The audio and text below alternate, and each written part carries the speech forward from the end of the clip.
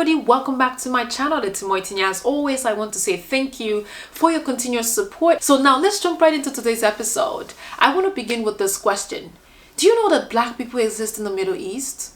I know it sounds ridiculous, but I'm going somewhere with this. Now, I didn't know that blacks exist in the Middle East until I came across this article from the New York Times of the first black female anchored hired this year in Iraq. I didn't know that until I saw this article, and it made me feel like I've been robbed from some part of my history. Like, how come nobody talks about this kind of stuff? So on to this episode, we're going to be talking about, first off, how did black people end up in Iraq, and what does this even mean when it comes to inclusion and diversity as it relates to our culture, like our global culture. Is this really real? Why did it take them this long to hire someone? I mean, blacks have been living there for more than 1,000 years. So we're going to be talking about this.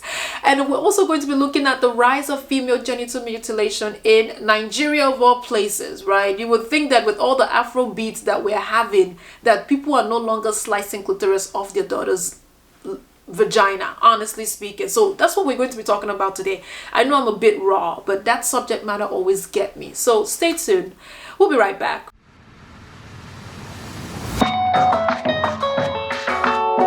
Randa Aziz is a 25-year-old woman who lives in Iraq, and she was at a cafe with her friend in Baghdad reciting a cosmetic article in classical Arabic. Now, classical Arabic to me sounds like a sophisticated way of speaking, right? The proper way of speaking, the way a news anchor would present the news. While she was doing that, though, ironically enough, she was approached by a recruiter, a television recruiter, who gave her a job as a news anchor. So I'm pretty sure right now she's reciting classical Arabic in her current job. And what they did was, when they hired her, they gave her voice lessons, they gave her some voice lessons, they gave her some language lessons, they taught her some local and national politics. I mean, this young woman was set and ready to go. Now, this is the kind of blessings we all pray for, right? Now, why this article fascinates me, it also devastated me, because it's like, wow, I didn't even know black people existed in this part of the world. Now, if you knew this before I did, I want you to comment underneath below and just let me know when you heard yours. We learned so much about the transatlantic slave trade in the West, but little is said about the Indian Ocean slave trade, and that's a big deal. So here's a very quick history, right? About 1,000 years ago, particularly in the 9th century, blacks or enslaved Africans were taken from East Africa and shipped off to the Middle East. A lot of them settled in Iraq, ended up in the southern parts of the country where they work in date plantations and salt fields. Now, slavery in this part of the world ended in 1924, but could you believe though that blacks are still referred to abib, which basically means servants or slaves? And also about 1 or over 1 million people still live in this part of the world, or over 1 million black Iraqis still live in Iraq, and yet and still they are not part of parliament. They are not part of making laws in the country. They're the least educated, and they live in intense poverty. I mean, they've been living in this part of the world for 1,000 years, and in 2022 I'm finding this out, right? First off, and second off, a black woman is being hired as a news anchor. It's kind of like, are you guys doing this, or are this company doing this just to be a part of trend, or are they doing it because they want to be inclusive? And the reason why I'm saying this is inclusion and diversity is a big deal, because it has to do with lives, right? But nowadays we can see that companies are really taking advantage of that trendy culture. And I'm going to give you a quick example. About in 2014, when the Chibok girls in the northern part of Nigeria were adopted, we remember that story being so massive. There were people on the street, I mean, celebrities were holding up their signs, bring back our girls, bring back our girls. Even the former First Lady, Miss Michelle Obama, was also doing the same. He also participated, right? It was a massive story. It was an international story. It was a global story. Everybody knew Nigeria, and I was excited because I'm like, finally we can take Boko Haram down. But guess what? A few years, or maybe a month after that, a few months after that, we stopped hearing about the story. We don't hear it in international news. We don't hear it in national news. It was all of a sudden the story came and the story went, and the girls are still missing. 276 girls were adopted. You know, till this day, 100 girls are still missing, and nobody talks about this. We don't hear this in the news. It saddens me that we are still, the culture today evolves around hashtags. It's about trend, and it's about trend. And the danger of trend is that it's just, there's no solution to the problem. Now, blacks in Iraq have been fighting for their right for quite a while.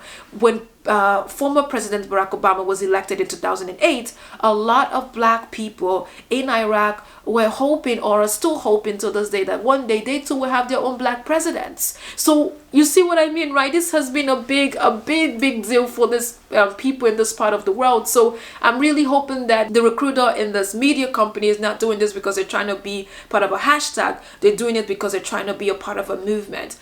Inclusion, diversity is a movement, is about life. It's not about hashtag, it's not about trend. I'm saying all of this to say, in 30, 50 years from now, if our world is not inclusive, if our world is not diverse, then this should still be a part of our conversation. So again, Ms. Aziz, I think this is a phenomenal offer for you. I know it's extremely difficult because, hey, you're setting the standards and you're doing something that is, you know, the whole world is really looking at you. But I want to say to you that you got this. You know, you're giving a lot of blacks in this part of the world an opportunity to understand that they too can achieve what they want. Please forgive me for the next few seconds. The things I'm about to share, you may not like it. So if you think that you won't be able to handle it, I really would appreciate if you just discontinue watching this video. But let me share with you the next story. Now, there's been an increase in female genital mutilation in Nigeria, of all places, the giant of Africa, one of the smartest countries in the world.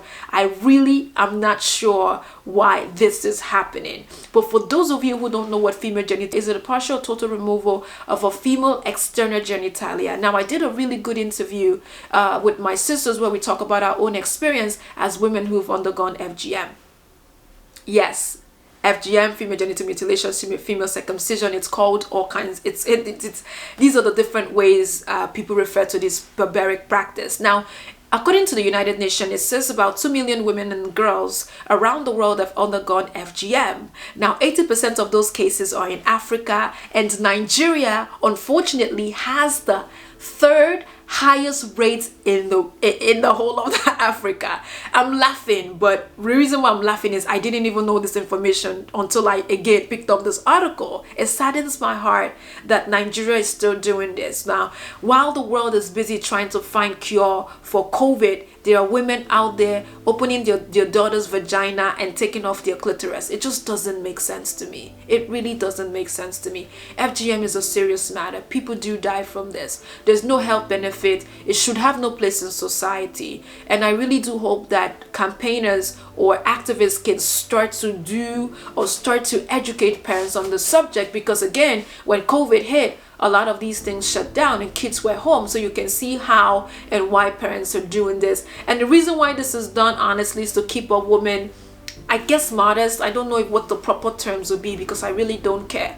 But again, what makes a woman who she is has nothing to do with what happens between her legs. It has everything to do with her mind. And I think that's how I would hope that we begin to educate parents, that it's all about the mind and what you feed to your child, what you feed to your girls, and less about what's between their legs. The article also talks about 19.9 million survivors are found in Nigeria. So can you imagine that amount? Girls are still at risk of undergoing this. It happens in Middle East, it happens in Africa, and it happens in Asia. It's a serious thing. So yeah, please read up about FGM.